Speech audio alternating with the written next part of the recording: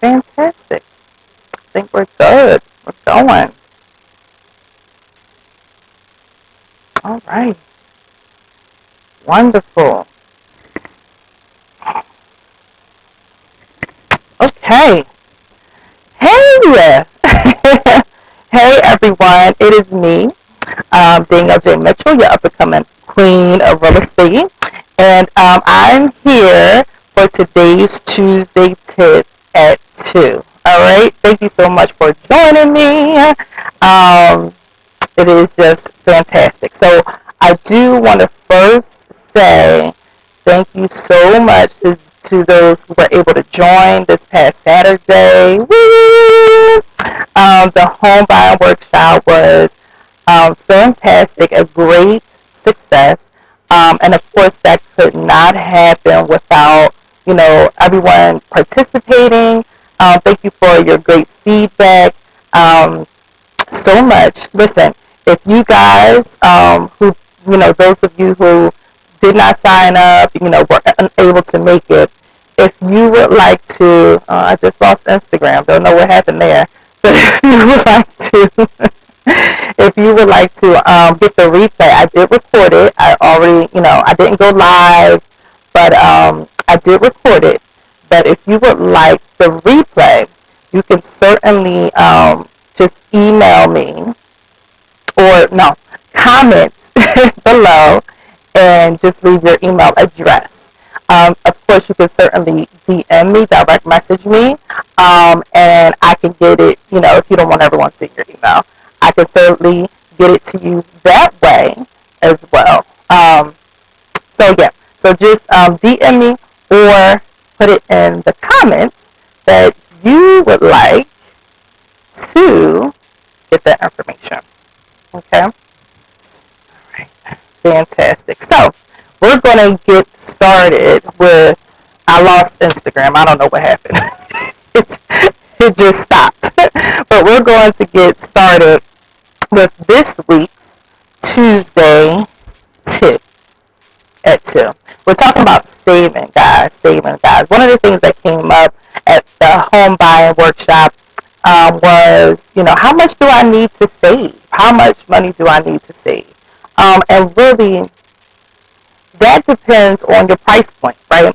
So if you are at the, say you were at pre-approved, or you're thinking you'll likely get a pre-approval at about $100,000, right? Then, and if we kind of determine that, okay, for earnest money deposit, which is the money that you're putting down when you go in to put your offer, which is different from down payment, and I've said that before. So for earnest money deposit, you may put down, the average is 1 to 2%. Of course, that if you can put down higher, that's more helpful, especially in this market, which it is currently a seller's market. It's that old supply and demand. Currently, there is less inventory than there are consumers, or buyers, should I say. So it's not as many homes on the market as in times past, and there are an influx of buyers. But I digress. So the point here is that usually you put down 1 to 2%, maybe even if you did 3, right? So the starting point, if we determine that the kind of house that you want to buy is $100,000, right? You want to be at least at $3,000 saved. Okay, so if 1 to 2%, that's putting you at $1,000, $2,000. Of course, you have to factor in closing costs and things of that nature.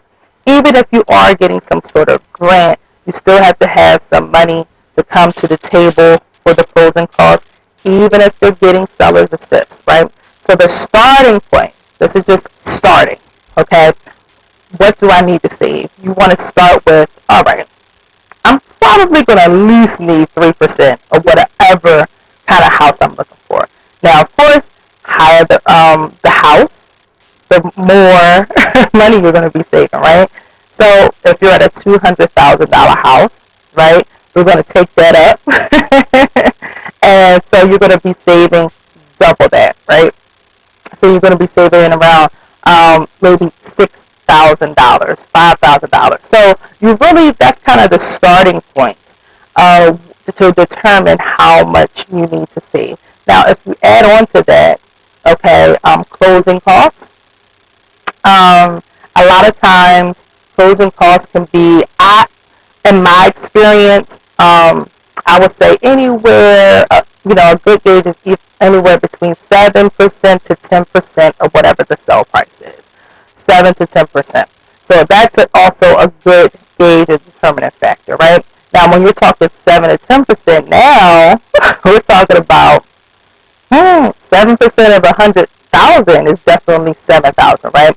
But again, if you have things like the Philly home buying grant, that is a great resource for you to be able, because they pay for your down payment as well as closing costs, and your mortgage down payment, right, is going to be wrapped into the cost of your closing costs. Okay, so that's just a starting point, just a couple of numbers. So really, again, you research the prices for a home when you're determining how much you need to save. See if you qualify for government loans. So am I able to get an FHA, which is going to have me at 3%? Maybe I don't want an FHA, right? Maybe I want a conventional loan, which will put me at more towards the maybe 5% down, sometimes 10%, depending on the lender and your credit score. Okay, so you decide on your down payment amount there when you're thinking about saving.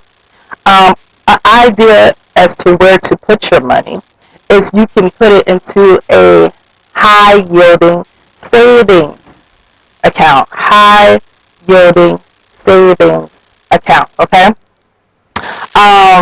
They offer high yielding savings account offer higher interest rates than your regular checking or traditional savings account, and it helps your money grow while also keeping it accessible and safe. Right. So you might consider, getting that high yielding savings account at a different bank as opposed to the current bank that you bank with. Setting up automatic transfers. That's one of the best things ever because you don't see the money. It goes right out. Sometimes you can have it come directly from your paycheck to whatever the account is. So doing that incrementally is a great thing to do. Planning on increasing your savings. So if you know that you have a bonus coming, a commission coming, if you know that you're getting a pay raise, upping your savings is definitely a thing to do. Some other tips. Again, we went over estimating your closing costs around that 7 to 10% range of the overall sell price of the home. Figuring out your timeline. What is, you have to determine how much can I save in a certain amount of time frame, right? And of course, determining what can you save monthly based on your income. Other tips, getting your debt under control, right? So one of the determining factors for, getting and being qualified and pre-approved for a mortgage is your DTI, debt to income ratio, right? So if you're getting tax money, one of the great things to do is pay some debt down. I'm paying off a credit card bill. I'm paying off a personal loan that I have, paying that down, right? So that is not as much. You don't want to close out all your credit cards, right? But you do want to have, make sure that typically they say credit card usage should be between 10 to like 30% overall credit usage.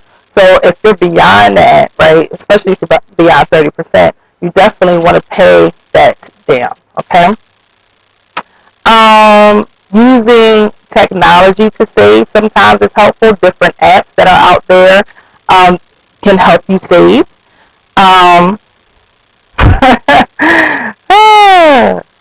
That's a good one. Getting a side job is a good one. So these are just some tips. One more tip that I do want to point out is consolidation, right? Consolidation is something that's very important. So if you have cable, maybe taking that cable bill build down. Maybe just getting internet. Most things are streamed now. That's one of my goals to do. Maybe just switching to a different company, and maybe flip-flopping.